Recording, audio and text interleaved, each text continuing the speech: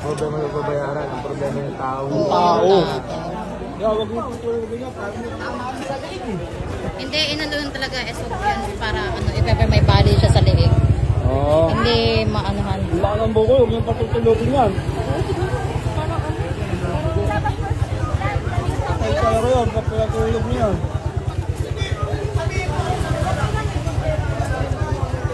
Kayo sasakyan yan.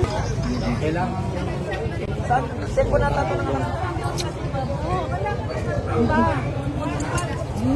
Ay, si Kuya yata sa B-bike. Siya yung sa e-bike? Ito ba ang driver ng e-bike?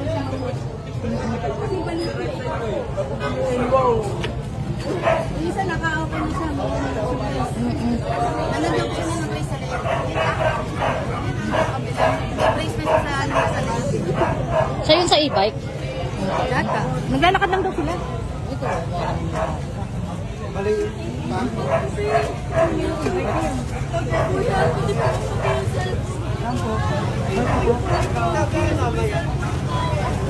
Wala ko number ni mama mo.